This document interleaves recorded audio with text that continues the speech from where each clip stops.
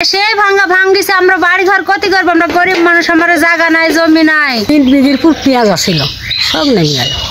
এতে শস্যগুলো নেমে ফেটে দেবে বসে গেছে কিভাবে, আর অবস্থাটা কতটা ভয়ঙ্কর চিন্তা করে দেখুন।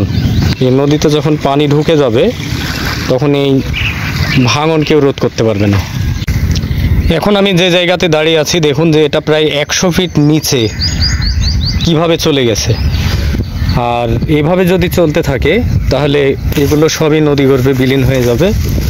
এগুলোতে সব ফাটল ধরেছে, আপনার দেখুন এই যে ফাটলের অংশ, এবং এটা অনেক অনেক গভীর, সব নদীর বেলটা ছেড়ে গেল এবং কিভাবে সব ধসে গেছে দেখুন। দেখুন যে এগুলোতে কি ভয়ঙ্কর ফাটল ধরেছে। দীর্ঘদিন ধরে এই পদ্মা নদীর ভাঙনে চন্দনশহর এবং গোপালপুর গ্রামবাসী একদম অতিষ্ঠ হয়ে উঠছে, এবং কর্তৃপক্ষ, ঊর্ধ্বতন কর্তৃপক্ষ নদী ভাঙন সম্পর্কে কোনো পদক্ষেপ এখন পর্যন্ত নেয়নি। আমার এই 50 বছরে আমি দেখছি যে এরকম নদী, এই শুকনো মৌসুমে যে নদী ভাঙে এরকম, এটা আমার দেখাও নাই এবং শোনাও নাই। আজ পর্যন্ত এই নদীতে কেউ কখনো বাদ দেওয়ার জন্য কোনো পরিকল্পনা গ্রহণ করেনি, বিশেষ করে চারঘাটকে বাঁচানোর জন্য। এখানে যে অবস্থা এখন দেখছি, বা আসলে আমি মনে করছি যে নদীটা অচিরেই বাঁধার ব্যবস্থা করলে মনে হয় এই আশেপাশের মানুষগুলা সুন্দরভাবে পরিবেশ মতো বসবাস করতে। তার কি ভয়ঙ্কর অবস্থা আপনারা নিজ চোখেই দেখুন, ভয়ঙ্কর। অথচ এখনো নদীতে পানি আসা শুরু হয়নি। কত ভয়ঙ্কর এটা দেখুন, অত্যন্ত ভয়ঙ্কর পরিবেশ। এখানে পেঁয়াজের ক্ষেত কিভাবে নেমে গেছে, এই ফাটলে এই জনপদের মানুষ চিন্তিত। বর্তমানে এই সমস্ত এলাকার মানুষ খুব দুশ্চিন্তায় দিন যাপন করছে। থাকবি তোদের পান্দন তো চলে আইছে, আর একটু আসলে পরে ভাঙতে দেরি লাগবে, দেখো আমার তো জানতে হাতে তেল আমার কিছুই নেই।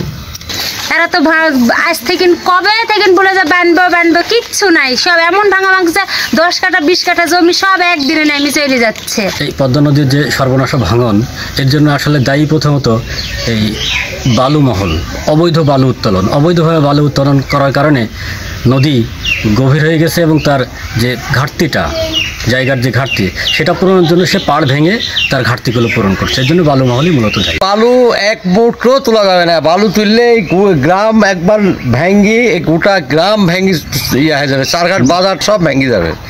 তাই কেউ বাঁধছে না, কোনো গ্যারাজ জয় করছে না, গরিবেরা কোথা থাকবে বলেন তো।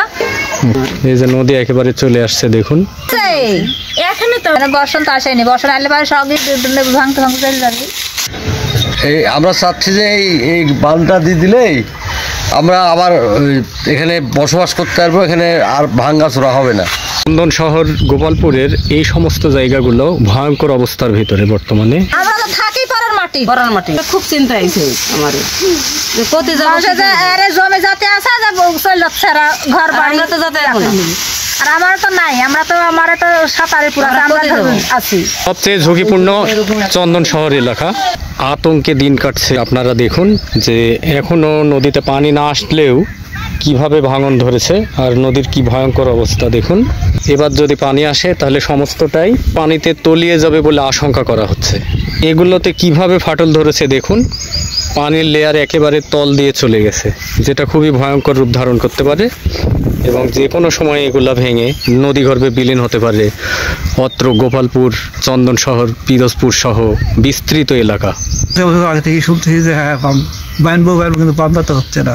খুব সন্নিকটে ভয়াবহতা অপেক্ষা করছে। এখন এই অপেক্ষার দিন গণনা করে চলছে এখানকার সাধারণ জনগণ।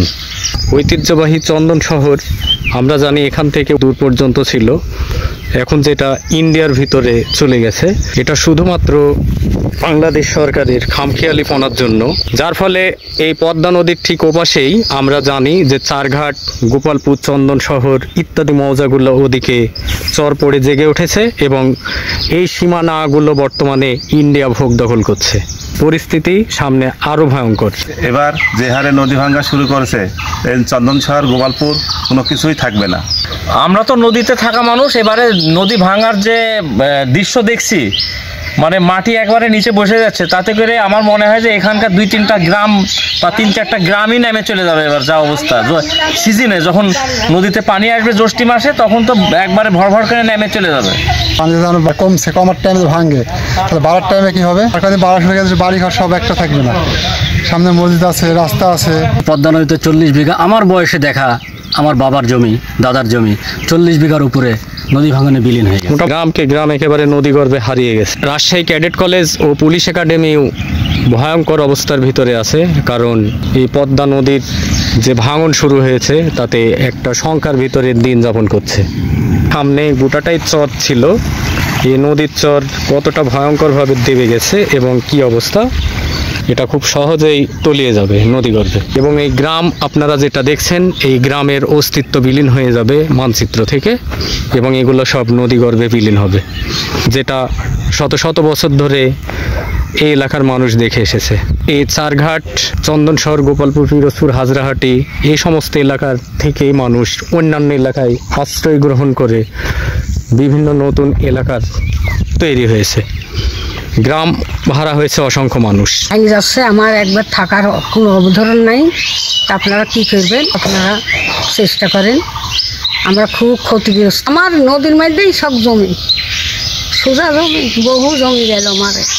অতি দ্রুততার সহিত শুধু পর্যবেক্ষণ নয়, এটাকে কার্যে সম্পন্ন করাটাই এখন সময়ের দাবিতে রূপান্তরিত হয়েছে। নদী মানুষকে শান্তি দেয়, নদী মানুষকে প্রশান্তি দেয়, আবার এই নদী রাক্ষসী হয়ে ওঠে। যুগ যুগান্তর ধরে নদীর এই চেহারা মানুষ দেখে আসছে, কিন্তু নদীকে আমরা ভালো রাখতে পারি সহজেই যদি সে নদীতে বাদ দেওয়া হয়। খুব বিকট অবস্থা ধারণ করে আছে, আপনারা দেখুন নৌকাগুলো বাধা আছে ঠিকই, কিন্তু শান্তি নেই মানুষের মনে। নদীর এই উত্থান পতন যুগ যুগান্তর ধরে মানুষ দেখে আসছে। মানুষ তারপরেও প্রশান্তি খুঁজে, শান্তি খুঁজে, কিন্তু এই দৃশ্যগুলো দেখলে মানুষের মন থেকে প্রশান্তির রেখা উঠে যায়। এবং এই এলাকাটা রক্ষা করার জন্য প্রয়োজনীয় পদক্ষেপ গ্রহণ করতে হবে, এগিয়ে আসতে হবে সকলকে। সামনে বিস্তৃত এলাকা জুড়ে চর ছিল, কিন্তু শুধু বালু উত্তোলনের জন্যে সমস্ত চর বিলীন হয়ে গেছে। এবং এখানে ঐতিহ্যবাহী চারঘাট, গোপালপুর, চন্দনশহর, পিরোজপুর, হাজরাহাটি সহ বিভিন্ন যে গ্রামগুলো ছিল, এগুলো সবই পানিতে তলিয়ে গেছে, কিন্তু কোনো সরকার এই ব্যাপারে কখনো পদক্ষেপ গ্রহণই করেননি।